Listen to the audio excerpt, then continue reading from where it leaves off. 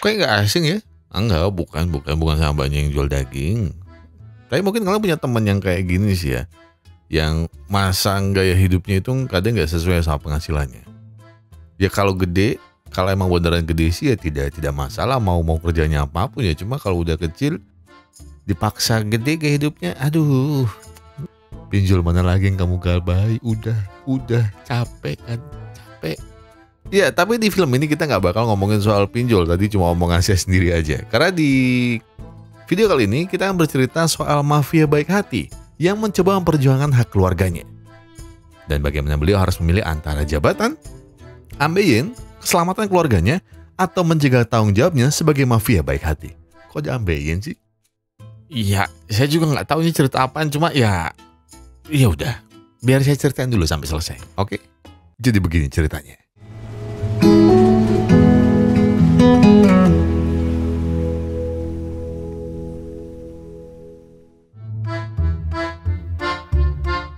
Tinggal di kampung, gaya hidup minus dan terbiasa mengerjakan apapun adalah gambaran dari hidup Andi, seorang koki miskin yang sangat jago memasak apa saja.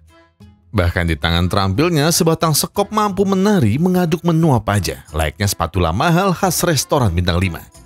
Namun hari itu ada masalah yang tidak pernah Andi bayangkan terjadi. Ya, tanpa pisau andalannya, Andi tiba-tiba tidak bisa memasak hidangan terakhir untuk pesta kepala desa. Bos warungnya semakin marah besar di saat ia melihat isi tas Andi. Karena alih-alih membawa pisaunya, Andi justru membawa banyak buku filsafat dan 1000 lelucon ala Rusia. Dan itu semua masih ditambah 2 rekan Andi, yang ternyata malah ketahuan mencuri bahan masakan. Bahkan Andi juga tidak habis pikir dengan temannya yang mencuri. Ya Allah, endok. Dan sebagai konsekuensinya, terpaksa hari itu juga bosnya memecat Andi dan 2 temannya. Sebab ia sudah tidak bisa menerima 1 koki bodoh dan 2 pencuri di warungnya. 这把刀最少值8000。3000。8000。 Kalau ada satu orang yang harus disalahkan dari kegagalan Andi, tentu tersangkanya adalah Denny. Karena ternyata dialah yang telah mencuri pisau kakaknya. Berbeda dari Andi, adiknya ini justru hanya bisa bermain judi setiap hari. Ya, mending kalau jago sih nggak apa-apa. Cuma ini sering kalah pisau kakaknya ditahan, utang ke mafia kampungnya belum lunas. Ujung-ujungnya malah kabur. Apakah ulahnya cuma sampai situ saja? Sayangnya tidak. Sebab bukannya balik buat bayar utang, Denny justru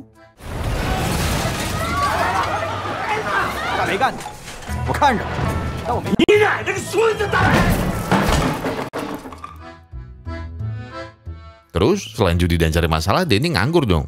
Ya sebenarnya sih nggak nganggur-nganggur banget ya. Cuma kerjanya nggak bisa disebut kerja juga sebenarnya. Mau dibilang kerja gimana kalau dia ini hobinya pura-pura ketabrak gini. Tapi kali ini Karmasta akan mendatanginya. Karena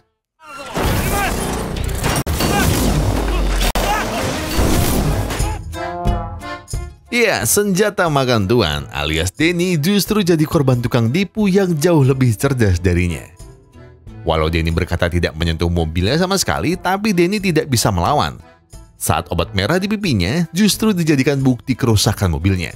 Daripada wajahnya semakin berantakan, maka tidak ada pilihan selain membayar 2000 yuan pada mereka. Nah, baru sebentar Denny merugi, dia akhirnya mendapat mangsa istimewa. Dari luar, tak mungkin mobil mewah seperti Range Rover adalah penipu. Namun ketika Denny sudah pura-pura terjatuh, tiba-tiba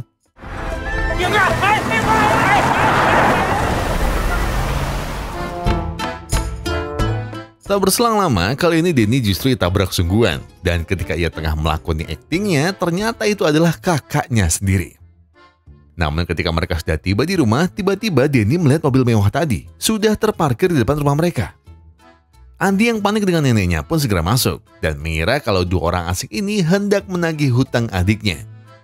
Namun Anda keliru, sebab wanita yang bernama Angel ini tiba-tiba memberikan foto neneknya saat masih muda. Tapi Andi penasaran, apa hubungan Angel dan foto ini? Dan lalu apakah pria ini? 爷爷，沈森，他也是我的老板，现在在南湾，想见你一面。 Pikiran Andi masih tidak percaya dengan fakta ini. Sebab setelah puluhan tahun menghilang, mengapa kakeknya baru mengabarinya sekarang? Lalu ajudan kakeknya, Pak Tommy, memberitahu bahwa alasan kakeknya pergi ternyata karena urusan bisnisnya yang berbahaya. Dan saat ini kakeknya ingin Andi segera terbang ke Beijing, sebab kakeknya sedang sakit keras. Namun keputusan Andi sudah bulat, ia tidak mau datang, sebab ia harus menjaga neneknya. Dan detik itu juga, ternyata neneknya justru menyuruh Andi untuk menemui kakeknya.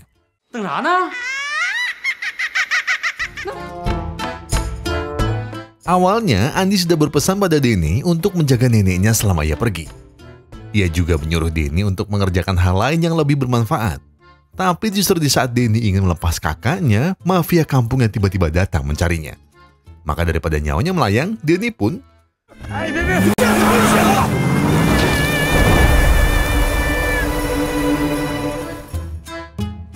Akhirnya, setelah 8 jam perjalanan, mereka telah sampai di rumah kakeknya. Dan perkenalkan, kakek-kakek yang sempat Denny kira kakeknya adalah Tuan Yin, alias asisten pribadi kakeknya. Dan setelah melihat semua ruangannya, akhirnya Andi sebentar lagi akan segera berjumpa kakeknya. Tapi tepat di saat Andi membuka pintu, kakeknya tiba-tiba...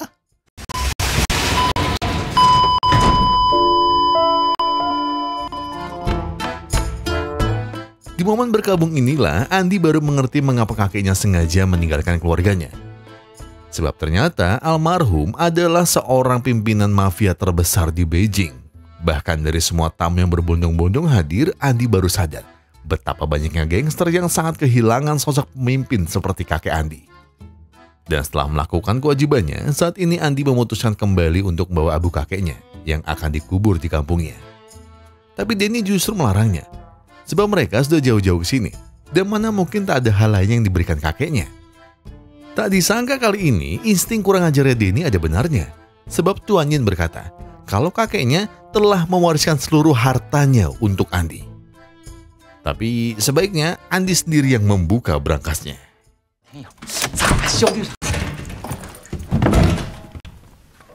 干爷不是没钱呐，是钱都变成纸了，个十百千。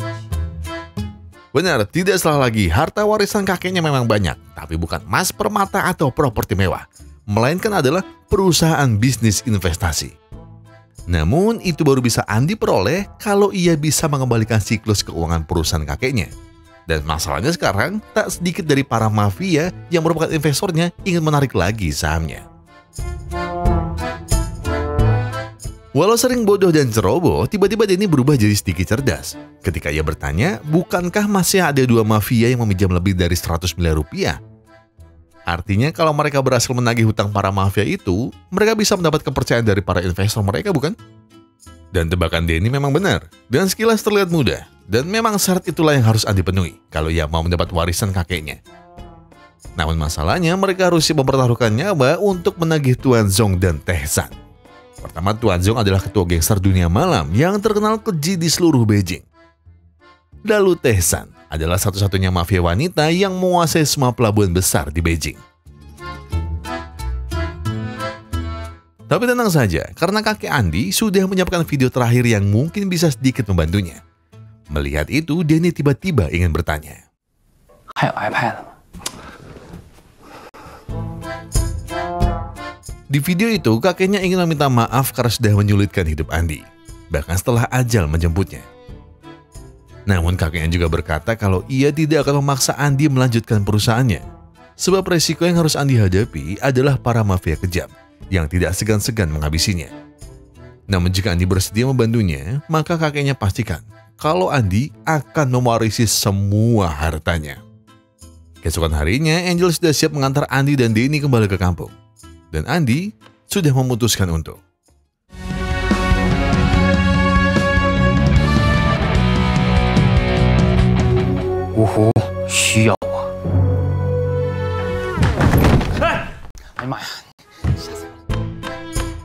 Pagi itu juga waktunya Andi mengukuhkan dirinya sebagai pengganti sang kakek. Dengan penuh keyakinan, Andi berpikir, pasti kata-kata bijak yang telah ia baca akan membuat dirinya terlihat berwibawa. Namun itu cuma bayangannya, sebab yang ada para mafia itu justru meremehkan Andi sebagai pewaris aneh dan juga bodoh. Bahkan di hadapan mafia The Tiger, pidato Andi lebih mirip omong kosong bocah kemarin sore. Maka demi menenangkan mereka semua, Andi berjanji akan mengembalikan semua uang mereka dalam waktu 1 bulan. Baiklah, mereka semua akan menunggu hasilnya. Atau jangan salahkan The Tiger jika Andi akan segera menyusul kakeknya. Oke, tanpa menunggu waktu lama, mereka bertiga akan menyamar untuk pergi ke bar milik Tuan Zong. Namun sepertinya ada yang aneh dari penyamaran Denny.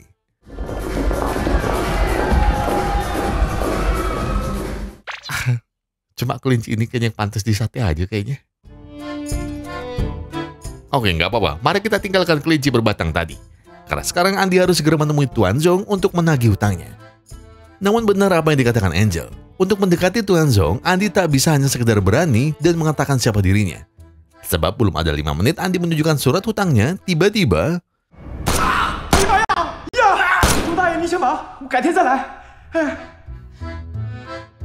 Baiklah, mari kita lanjut menagih Tehsan. Namun kali ini Andi bagi tugas. Denny dan Pak Tommy akan menagih mafia kelas 3. Lalu ia dan Angel akan langsung menagih Tehsan di markasnya. Kelompok pertama mungkin akan gagal, sebab dari awal saja mereka sudah salah naik tangga sebanyak 20 kali. Dan ketika sudah sampai depan rumah targetnya, Denny justru menahan anak buahnya yang bertindak kasar. Denny tak perlu itu katanya, karena dia percaya bahwa jalan lemah lembut pasti akan meluluhkan segalanya. Namun tak disangkanya, berkat kebodohannya itulah Pak Tommy tak menyangka kalau skill Denny di atas mafia lainnya. Gua marah gimana? Tapi ya udahlah, diam aja lah. Kan gak bener juga caranya begitu. Seperti keluar dari mulut buaya dan masuk kandang singa, begitulah keadaan Andi sekarang. Sebab lagi-lagi baru pertama ia menginjakan kaki, resikonya sudah menantang maut. Tapi untungnya masih ada Angel yang siap melindunginya. Dan berkat kepolosan Andi, tiba-tiba Tehsan mau mendengarkan apa tujuannya kemari. Bahkan Tehsan pun tak ragu menjamu Andi dengan minuman terbaiknya. Awalnya Andi tidak berniat minum, karena ia memang sudah tak terbiasa minum just juice seperti ini. Namun karena Tehsan mengancam akan memecahkan kepala Andi, maka Andi pun tak punya pilihan lain. Bahkan hingga larut malam sekalipun, Tehsan tak akan membiarkan Andi menang. Dan benar saja, sampai detik terakhir, Andi terpaksa harus pulang tanpa membawa hasil apapun. Sementara itu, mari kita kembali sejenak ke kampung Andi. Tanpa Denny ketahui, ternyata mafia kampungnya masih menaruh dendam, sekaligus berencana mengejar Denny secepatnya. Bahkan saking dendamnya, para mafia itu tidak perlu mengunci pintu dan jendelanya untuk menunggu Denny. Sebab...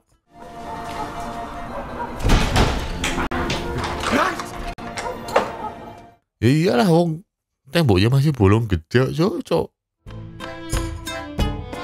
Sambil membangun markasnya lagi, kali ini mafia kampung itu telah merekrut mantan napi paling berbahaya seantero Cina.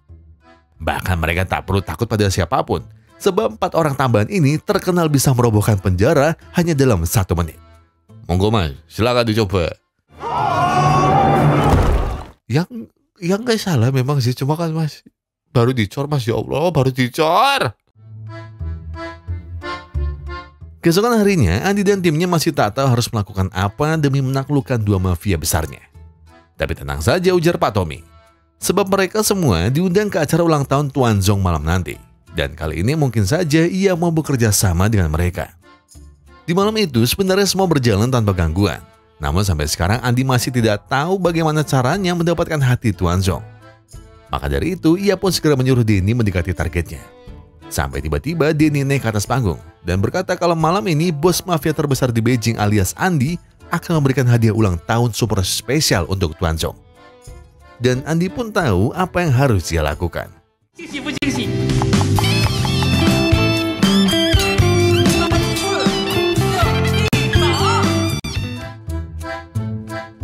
Akhirnya ide Denny berhasil Andi eksekusi secara sempurna. Semua tamu senang, terlebih Tuan Zong. Dia sangat bahagia karena dia tidak menyangka bahwa ada mafia yang sangat handal memasak seperti Andi. Dan untuk menutupi kebahagiaannya, Andi telah menyiapkan hidangan terakhir yang berupa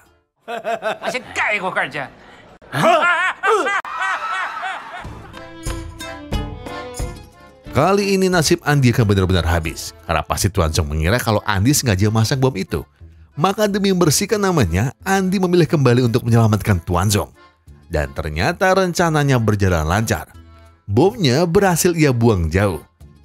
Dan karena itulah Tuan Zong pun akhirnya mau menjalin kerjasama lagi dengan keluarga Andi. Akhirnya setelah semuanya kembali, Andi tak akan membuang kesempatan lagi. Karena hari ini ia tak akan pulang sebelum menjalin kerjasama dengan Tehsan. Andi sudah tahu bahwa semua nelayan anak buahnya tak akan mau menyerahkan pelabuhan bosnya begitu saja. Maka Andi pun mengambil jalan tengah. Iya, Andi anggap kalau setengah hutang Tehsan sudah lunas. Tapi Tehsan juga harus memberikan setengah pelabuhannya atas nama perusahaan kakeknya. Dan tidak hanya itu, Andi pun akan membantu memasarkan ikan tangkapan mereka ke semua link restoran di seluruh Beijing. Namun, apakah mereka bisa mengirim semua ikan sebanyak ini hanya dengan 3 motor? Jawabannya, bisa. Kenapa? Coba lihat bantuan siapa yang datang.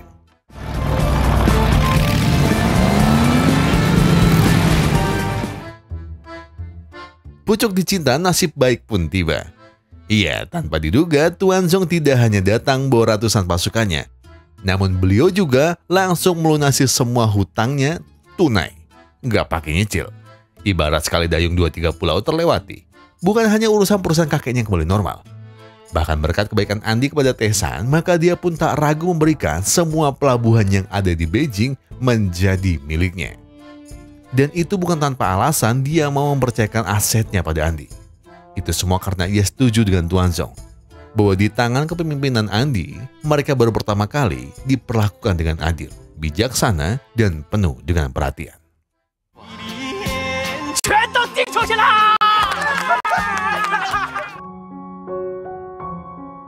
Meski awalnya tampak mustahil, namun ternyata Andi justru berhasil mengembalikan kerajaan bisnis kakeknya, bahkan jadi semakin berkembang seperti sekarang. Tapi, Andi tak mungkin bisa melakukannya tanpa bantuan Angel dan semua orang kepercayaan kakeknya. Sambil merenungi titiknya sekarang, Andi penasaran, kenapa Angel bisa terjun di bisnis mafia seperti ini? Lalu Angel bercerita kalau dirinya adalah anak yatim piatu, yang sehari-hari hanya hidup di jalanan tanpa tahu tujuan hidupnya. Namun berkat pertolongan kakek Andi, Angel akhirnya bisa hidup lebih layak dan ingin membalas budi sampai hari ini. Lalu apa rencana Andi sekarang? Tanya Angel. Untuk rencananya, Andi berkata bahwa ia akan mengurus perusahaan kakeknya entah sampai kapan. Tapi Andi rasa jika semuanya sudah beres, mungkin ia akan kembali untuk merawat nenek dan membangun kampungnya. Semakin hari, rasanya sudah tak ada lagi yang perlu mereka khawatirkan.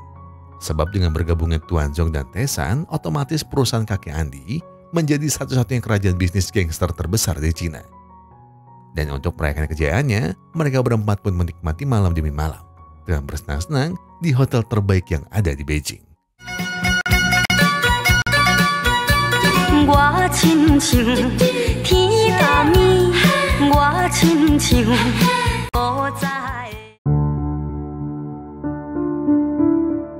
Hingga hari berganti, mungkin semuanya masih terlihat baik-baik saja. Bahkan di saat Denny terikat di atap pun mereka masih bisa saling tertawa, berpikir bahwa lelucon ini adalah efek mabuk mereka semalam. Namun semuanya baru terungkap setelah Andi menyadari kalau Tuan Zong dan Tehsan tiba-tiba sudah tidak bernyawa. Denny yang panik pun segera mengajak Andi pergi dari sini. Tapi Andi justru tak mau, karena ia ingin melaporkan ini ke polisi. Denny tahu maksud Andi. Namun meskipun bukan mereka pembunuhnya, polisi akan tetap curiga karena mereka lah yang mengadakan pesta ini. Sudahlah, ayo cepat pergi, ajak Denny. Tapi tetap, beberapa kali pun Denny memaksa, Andi akan segera mencari tahu siapa pembunuh rekan bisnisnya. Jika Denny memang ingin pergi, silakan. Namun sampai kapanpun, jangan pernah panggil Andi sebagai kakaknya lagi. Sesaat setelah Andi dan Denny menjadi buronan, mereka berdua pun akhirnya berpisah jalan.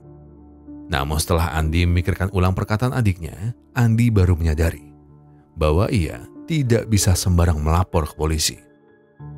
Meskipun ia benar dan ingin membalaskan dendam Tuan Zong dan Tehsan, tapi ia perlu menyadari bahwa posisinya masih belum aman. Dan sekarang ia perlu mengatur ulang rencananya sambil menunggu bantuan Angel.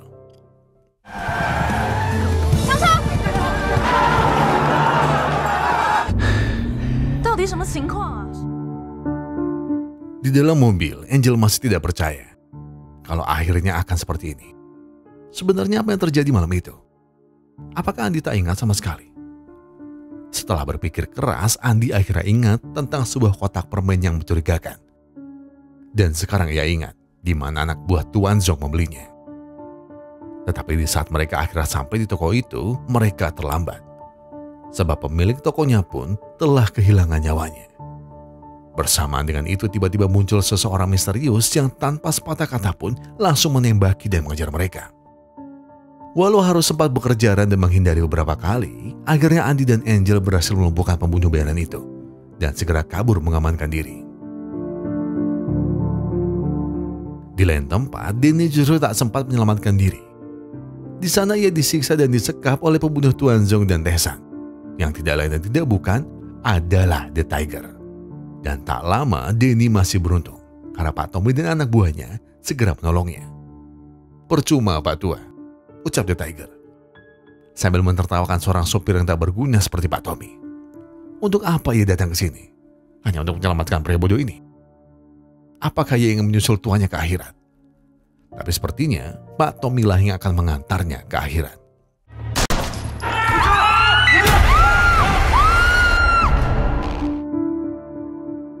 Malam itu juga, Denny pun segera mengabari Andi bahwa dia baik-baik saja, karena ada Pak Tommy yang telah menyelamatkannya. Dan setelah Denny mengajak Andi bertemu, Pak Tommy tiba-tiba memberinya 500 juta dan sebuah surat. Pak Tommy ingin Denny membujuk Andi agar mau menyerahkan perusahaannya. Denny tenang saja, sebab ia sudah menyingkirkan orang-orang yang sudah menyusahkan Andi selama ini. Denny yang sudah tahu tentang rencana busuk Pak Tommy pun segera menjemput Andi sebelum semuanya terlambat. Andi harus tahu bahwa dalang di balik kematian Tuan Zong, Tae-san dan The Tiger adalah Pak Tommy. Ia ingin Andi ikut bersamanya dan tidak usah kembali lagi ke sini. Namun Andi tak mau membiarkan perusahaan kakeknya dikuasai penjahat. Dan tepat di saat itulah Pak Tommy dan komplotannya sudah siap menghabisi mereka berdua. "Sebentar," kata Andi. "Sebelum kalian menangkapku, tolong jawab. Apakah benar Pak Tommy yang sudah membunuh Tuan Zong dan Tae-san?" "Iya. Kalau benar memangnya Andi mau apa?" tantang Pak Tommy. "Apakah polisi sempat datang setelah nyawa Andi ikut melayang? Walau begitu, sebaiknya Pak Tommy harus melihat sesuatu yang telah Andi siapkan di balik jaketnya."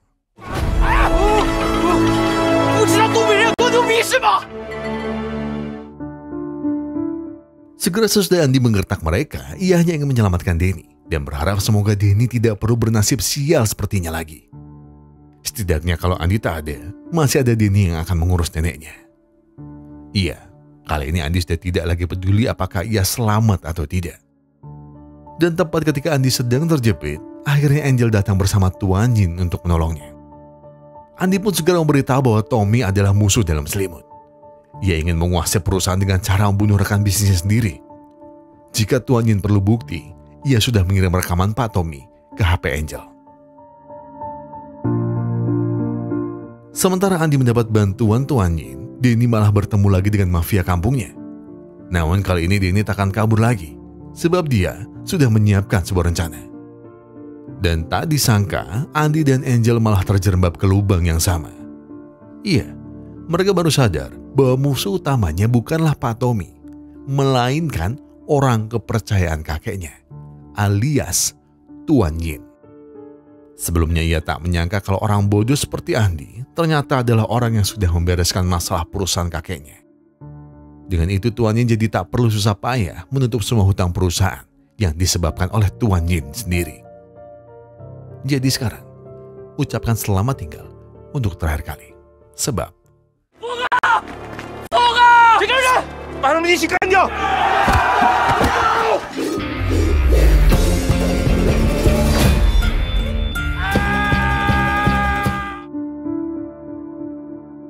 dan benar, inilah rencana Denny. Ia sengaja mengajak mafia kampungnya untuk menolong kakaknya. Dan dengan pisau legendaris peninggalan kakeknya inilah, Andi akan bertarung mati-matian demi nama baik keluarganya. Andi akan melawan sampai ia bisa membuktikan pada semua orang kalau bukan dia dan adiknya yang bersalah. Bahkan sekarang Andi jadi sadar bahwa mereka yang selama ini sudah membantunya adalah mereka juga yang telah menusuk kakeknya dari belakang. Dan tanpa Tuan Yin sangka-sangka, Andi ternyata telah mengirim bukti rekaman itu kepada anak buah Tuan Zong, Tae-san, dan juga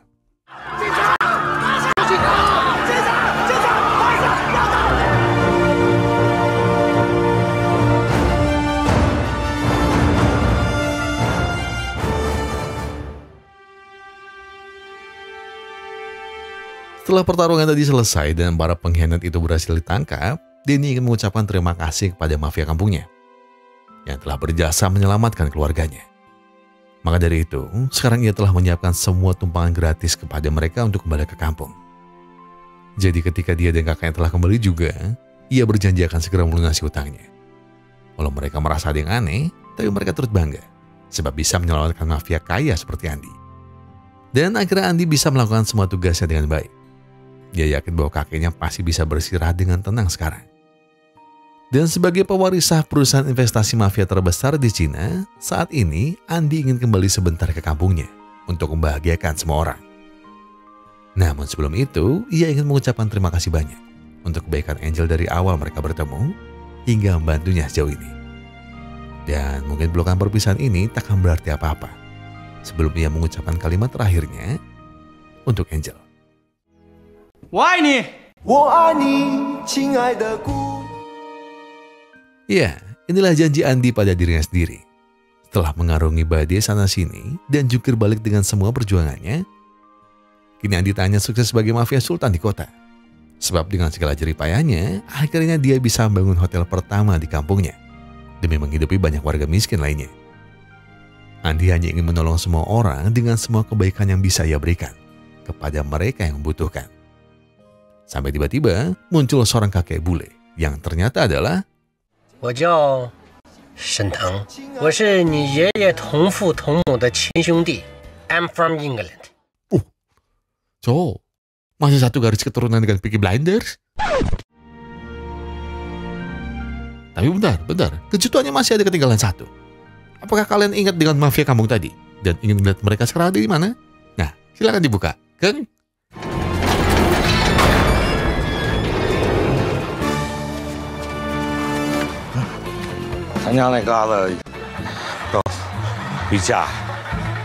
Cocok deh, dikirimnya ngantar tiga nih. Dan begitulah yang namanya hidup, ya nggak? Kan kita nggak pernah ada yang tahu. Bahkan di ending pun Adi masih ketiban rezeki yang aneh win ajaib. Saya juga pas pertama nonton, ini nggak salah ya? Kok bisa ada saudara kakeknya datang dari Inggris? Tapi itulah yang akhirnya melengkapi kehidupan Andi. Karena usut punya usut, keluarga kakeknya Andi memang orang Cina perantauan yang tersebar di Inggris. Dan ceritanya setelah Andi bisa sukses bangun kampungnya jadi kampung pariwisata, Andi justru mendapat suntikan dana dari kakek bulunya itu. Dan jadi, itulah kehidupan Andi yang beneran tajir melintir. Yang hartanya kalau dibagi berapa turunan juga nggak bakal habis-habis. Terus kalau ngomongin pelajaran dari film ini, mungkin kita bisa memikirkan ulang tentang arti tanggung jawab. Kenapa tanggung jawab? Ya sebenarnya Andi bisa aja langsung pergi kayak sarannya Denny. Tapi seandainya dia nggak bertanggung jawab, ya Andi nggak akan bisa mendapat semua berkatnya hingga dia bisa kaya raya kayak sekarang.